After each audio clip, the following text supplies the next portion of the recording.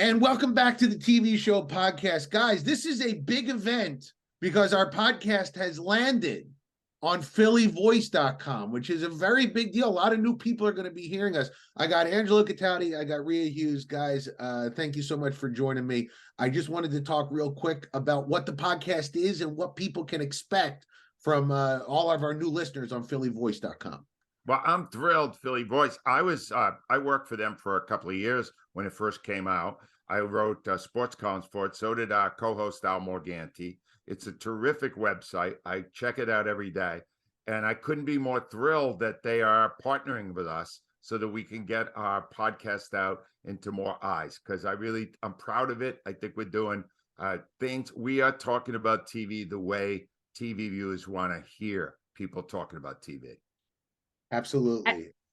And Jay, what I love is I kind of like bullied my way onto the show because you and Angelo were talking about that you were doing this TV show. And I said, nobody ever talks about British shows, which I'm addicted to. And then I kind of said, I also have a teenager and sometimes stuff that we can watch together because I think that was Only Murders in the Building. So I'm trying to let people know about all this great British TV that is out there because it's primarily all I watch.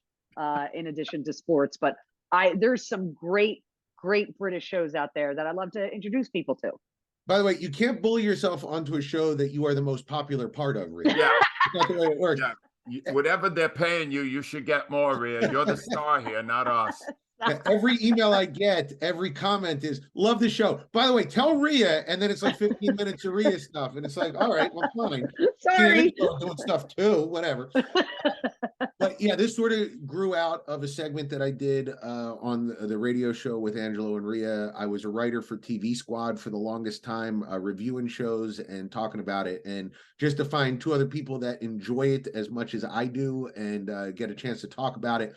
I remember I was a little kid, my dad and mom used to always laugh at me because at one point I said, TV is my life. And they're like, you're fine, you can have a life. And but it is been fascinating to watch in the last 10 years as things have accelerated where TV I think is not just something that people do, it's the driving force of the cultural conversation in the way movies used to be. But I don't think people talk about movies the same way they talk about TV anymore. TV is the culture. So we love to get together, laugh, talk about TV, and we hope you guys are going to join us on the ride. So thank you so much for joining us. And now let's do some clips from the last 20 episodes so you can get a sense of what we do and hopefully enjoy it just as much as we do and subscribe. So we appreciate you guys. Thanks for coming on, guys. And we'll be doing this for hopefully the next 40 years. Yeah, right. And I caught a preview for a new movie. I don't know if you guys have seen the preview. It comes out tomorrow on Peacock. It's called Meet Cute. It's Pete Davidson. Yes. Yeah, so you've seen this. It's a time travel comedy. It looks a lot like Palm Springs, which I don't know if you saw Palm Springs with Andy Samberg. No. It was like the first big movie that came out on streaming on the pandemic. So it was like April or May of the pandemic. They released it straight there. I remember because it's Palm Springs set a record for the highest independent movie purchase in history, $10 million at Sundance. So, one day I'd like one of my Lifetime movies to fetch that much. Probably won't happen. But it looks a lot like Palm Springs. It's one of those like time loop where like it's basically this woman is going on a date and she meets him again and again and again, and she's trying to get the date perfect. And it occurred to me, she's trying to get the date perfect with Pete Davidson. Right? Like, it's not Brad Pitt. It's not like, and there's just this weird magnetism about this guy that everybody's interested in him and everybody talks about him like he's some kind of thing. Do you guys feel that from him? And now that he's off Saturday Night Live, do you think he's got any chance of a big future like the Bill Murrays and, Eddie Murphys of the world? Rhea, take this first because I tuned out on Jay when he said Pete Davidson. Yes, you always do. No, but Pete Davidson bothers you because he gets all these beautiful women. Wow, a lot. I mean, Kim Kardashian, Kate Beckinsale. I'm sure there's a whole list of women that I'm missing here. But Ariana Grande. Ariana Grande. I get it because he's it's not that he's, looks like Brad Pitt or looks like, although Brad Pitt's not looking that great these days. George Clooney, he's a, it, you're a comic, Jay. Right. So women always say they like people to make them laugh. And I know I've read a couple of articles with Kim Kardashian.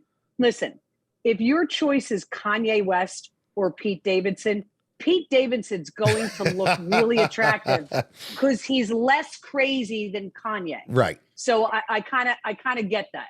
But in general, would you look twice at him, Rhea? Like at a bar, or like if he came up to you and started Too many talking? tattoos for me. Oh God, Yeah. Rhea. Here's the thing, and we're not women, so we can't relate to that. No. He's a no talent hack. You don't believe me. And this is right in the wheelhouse of Jay Black. Watch him do stand up. Yeah. He absolutely stinks. Jay Black is 10 times the entertainer. This is how unjust the world is. I've seen both of them. I didn't see Davidson in person, but I watched him on video. No. And Jay, it should be so far ahead of him in his career because Jay kills on stage. And this guy is a moron. But he got on Saturday Night Live. He so did. once you get on Saturday Night Live, you're famous. That's the thing about Saturday Night Live. Yeah. He did nothing on that show. Yeah. I haven't missed a Saturday Night Live episode in 15 years. I saw every episode he was in, which is not a lot because he normally wasn't even in it. Yeah. When he was in it, he was playing Pete Davidson on set, Weekend Update, acting stupid, which is not even an act for him because he is. He is the most, he's playing a slacker, Jay. Yeah. See, no one's ever tried that before, huh? No, you're lying. No. Al does. Al's been doing it for 30 years. Understand. Maybe that's why I'm so upset. But he's a slacker. He's Spicoli from Fast Times at Ridgemont High. Low energy Spicoli. He's Rob Schneider in every dumb movie he ever made. Right. Male Gigolo, whatever the hell that thing Deuce was. Bigelow. He's awful. Jay, you should be upset that a hack like him is famous. So I'll say this. If I got mad at everybody who is more famous than me, this would be a whole different podcast. It'd be a 19-hour podcast that was released daily. But you also have to know what you have to know about Pete Davidson with the whole women aspect. He has this whole damaged persona, and women think they can fix that. I mean, that's until you get involved in it. But again, Rhea, I'm gonna stop you right there. I am far more damaged than Pete Davidson, and I can get a note from my therapist right now, and I'll put it in the show notes so that people can see. I think, I'll be honest with you, I think he got one really good looking girl, and I think when you get one, all the others go, wait a second, maybe something's going on here. So success leads to success. David Spade's the same way. David Spade is like notorious for dating supermodels out in Los Angeles. And that guy is 5'1", right? And 97 pounds. He needs a step ladder for some of these girls. Rhea's English correspondent, right? Right. Yes. In my eyes, there are not 5 women in the history of the world more beautiful than Kate Beckinsale. Yeah. 1000% correct. Yes. Rhea, there were shots of him at a hockey game. Yep. Snogging, as they call it in England. Yeah, they call it snogging. And I'm going to tell you something. I was devastated for days that her taste in men was that terrible. All right? Because I couldn't get over it. I went, the guy's a moron, and he's got this heavy-lidded, dumb look to his face. He's not good looking. He's not funny. It's so, go on to something else, Jay. I'm getting upset. I'll say one last thing about Pete Davidson. I do think that there is some sort of thing that affects women about him. My daughter, who's 11, like, she does not really react to too many guys. She watches those Chad sketches on Saturday Night Live on repeat. And she's just go, I go, why do you keep watching that? She goes, I just like this guy. I don't know. There's just something. This is just a funny guy. Something about him. And you're right. It is anger. Let's move on. Well, I had the misfortune this week of consulting Rotten Tomatoes, and with my wife on Saturday night, and a mainstream American film got a 99 audience approval. Wow. Whoa. Top Gun Maverick starring Miles Teller and some guy named Tom Cruise. Handsome Miles Teller. I think you have to put that in there. It stinks to high heaven. No. Oh, no. It is awful. It is like I haven't seen it. Rhea, 2 hours and 6 minutes of watching a video game of No. star actors in fighter planes trying to hit targets. It stinks. And what I wanted to mention here is injustice, because Miles Teller got a claim for basically playing a cartoon character. Everything is he's the hotshot young guy, and Tom Cruise is there, and he's flirting with Jennifer Connelly. Have you seen the movie, Jack? Have I seen it? Yeah, I loved every second of it. You're a moron. All right? I have lost absolutely all respect for you. It stinks. And the irony to me is that Miles Teller is a cartoon, two-dimensional character in the movie. Meanwhile, he did a 10-episode brilliant performance in The Offer, for which he was never mentioned. But in that stupid movie, we got a 99% acclaim from morons like Jay Black. That movie we got a claim for. It's not fair. He is nuanced and brilliant in The Offer. He's nobody in time. Tom Cruise has to be the star. But Ange, when an actor does those kind of movies, he's getting a boatload of money that will allow him to do all the movies that you like. You are 100% correct, Rhea, but that doesn't forgive how stupid that movie is. And if you like that movie, and this includes Jay, check your IQ. It's going down by the minute. Well, I'm gonna go watch negative it this weekend. I'm gonna watch it this weekend when I'm not watching Phillies playoffs. Clark might like it, but it may be too young for him. Angelo, I'm going to this is, I think the problem is watching it at home, versus watching it in a theater.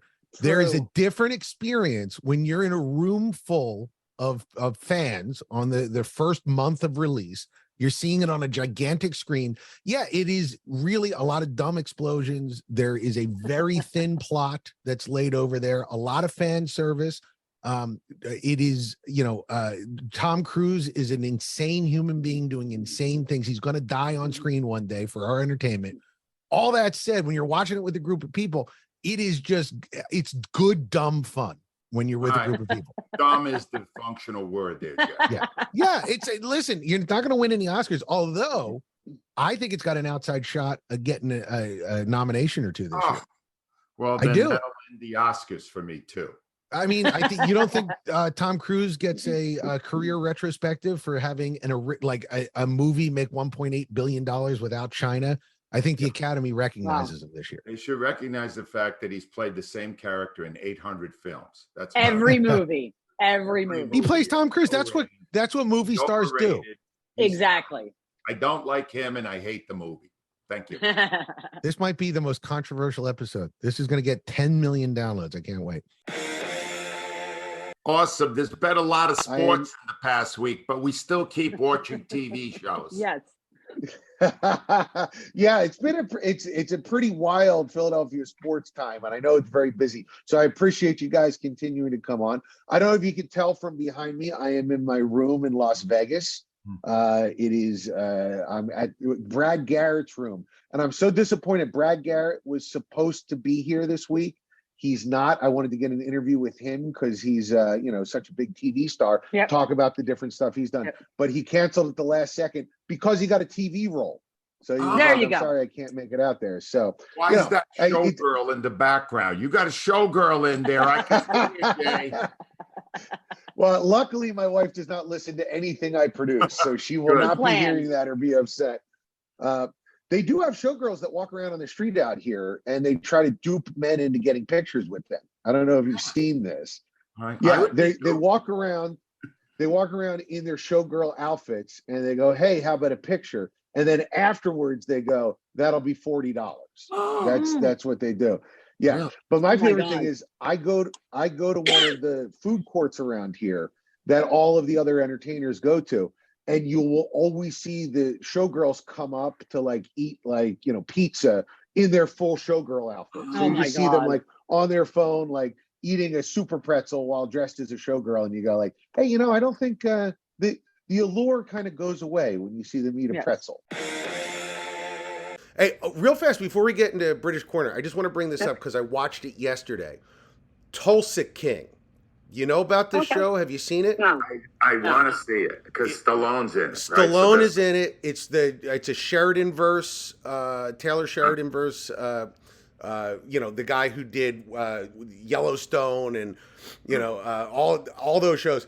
It is Stallone plays a New York gangster who has to go to Tulsa, and it's basically the most predictable comedy you could imagine. Like all the stuff you think is going to happen happens, but it's so likable that it's Stallone doing it. It's well worth your time. So before I forget, I wanted to throw that in there. That's on Paramount Plus Network. All right. I just Stallone, to me, I haven't seen his face move since Rocky II. I think he's a little too Botoxed right now. That's all I can see. I do want to see it, even though he looks good. I got to be honest, for 75, and he plays 75. And there is a moment where he winds up sleeping with a woman in her 40s, late 40s, early 50s. I'm not sure exactly what. And she goes, yeah, out of curiosity, how old are you? And he says 75, and she gets disgusted and leaves, which is not something you're used to seeing in a show. It's usually like, wow, you're so hot. It's really good. All right, so Rhea, British Corner, what do you got for us this week? And while you're talking, I'm just going to go grab a tissue, but I am listening. I'll be right back. My allergies are killing me. The Crown season 5 dropped last week. I eagerly awaited for me. Did not leave. I will say so far, I'm about at it's 10 episodes. It's on Netflix. I will say it hasn't lived up to the previous ones, but here's what we'll say. Elizabeth Debicki, phenomenal as Princess Diana. You swear to God, you are looking at her. She looks just like her. I've seen the ads. It's ridiculous how much she looks like her. When she gets out of the car in what they call the revenge dress after Charles went on TV and acknowledged that he's been sleeping with Camilla forever. Right. Dead ringer. Prince Charles, or now King Charles, should have nothing to complain about with the Crown because they have Dominic West portraying him, who's really good looking. Okay, good too. Yeah, and he's a phenomenal actor, but he's too good looking to play Charles, so it doesn't work for me. Imelda Stanton, Queen Elizabeth, I swear to God, she looks 100. And she's supposed to be playing her at the age of 65. I didn't really like her too much. Here's where I will tell you the best episode. And it has very little of the British royal family in it. It introduces Mohammed Al Fayed. He's the father of Dodi Fayed, who Princess Diana died in the car with. But he grew up very poor in Egypt and became obsessed with royalty. He eventually amasses enough money, buys the Ritz-Carlton in France. And he has this scene where he's kind of being racist. There's a lone black guy serving at the party to celebrate, and he wants him gone.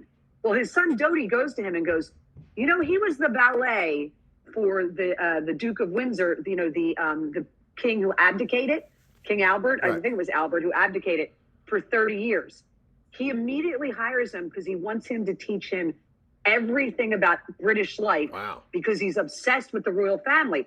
The two scenes between those men, the guy who plays the valet, Jude Akawadike, he's the bad guy, the criminal in Manhunt, which I've told you was like one of my all-time favorite shows, British.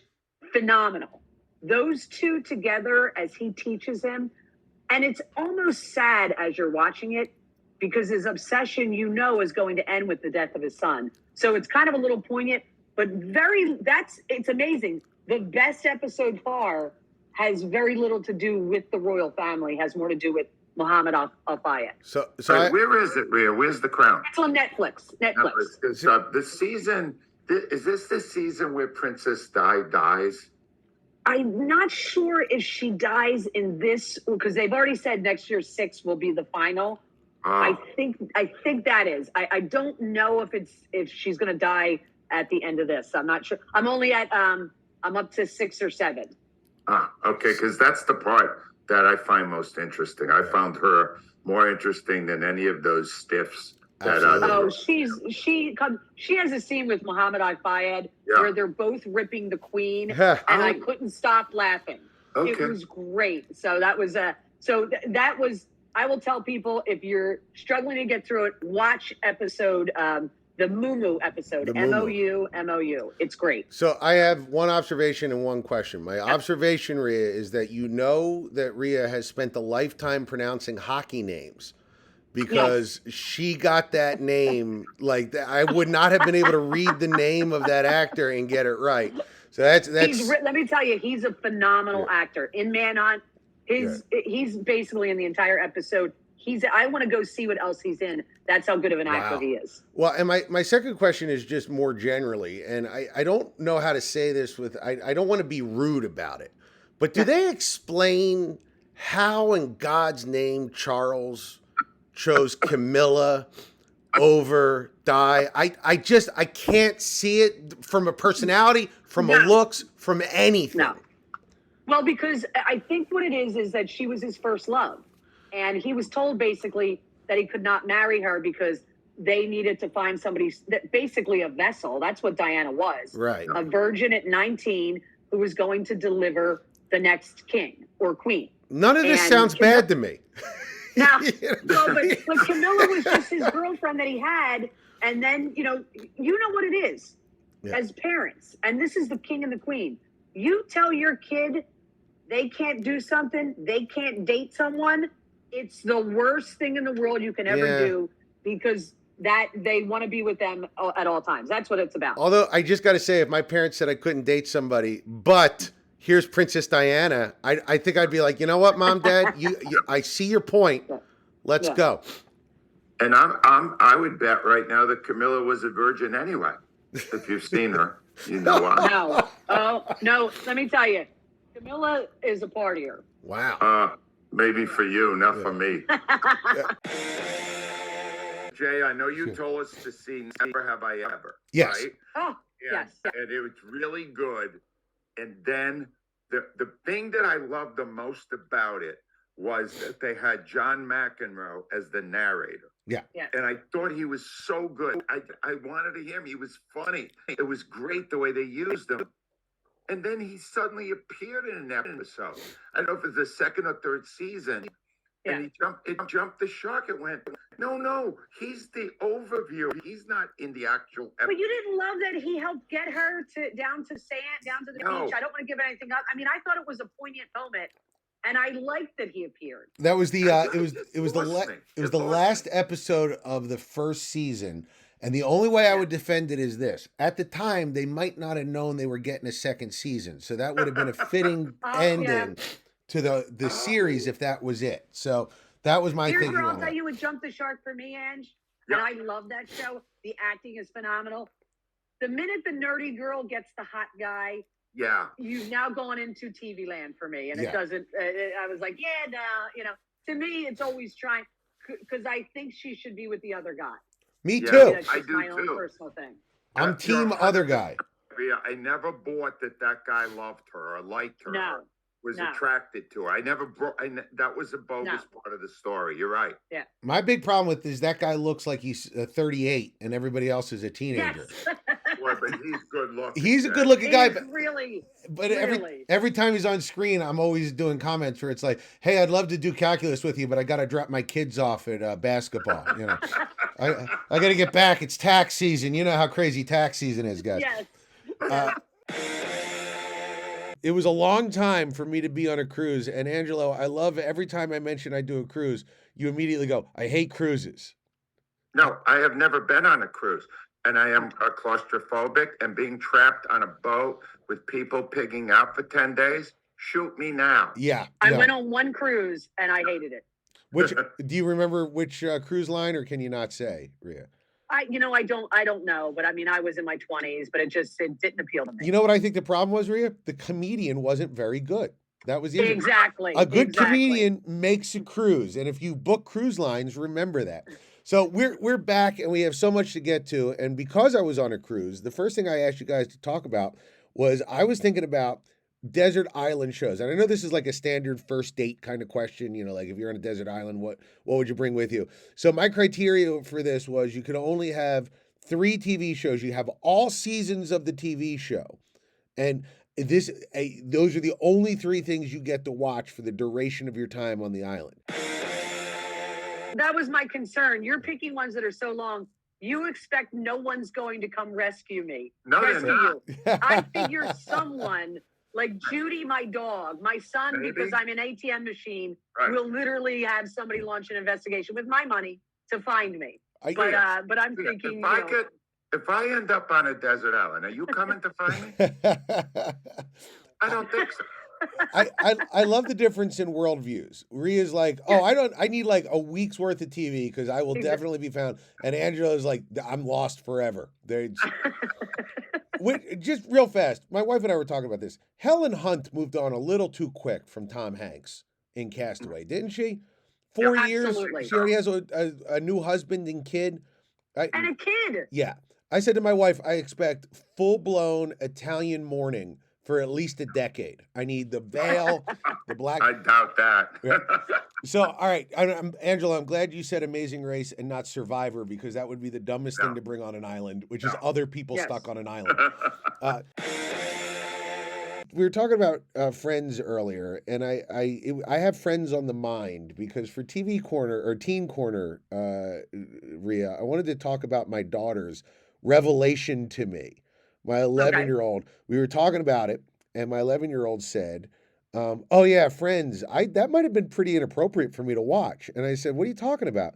And she said, well, that's where I learned what sex was, from Joey.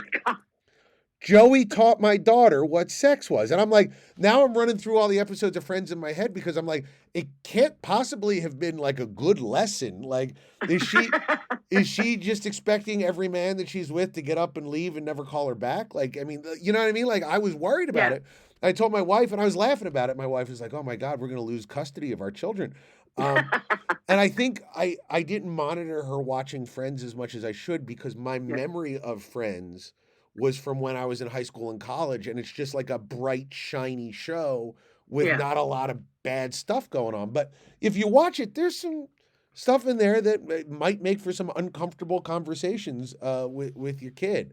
So I was wondering if you had run into anything like this, Angelo. If you recently with a show I reviewed for you guys, The People I Hate at Weddings. Right. You know, the trailers looked funny.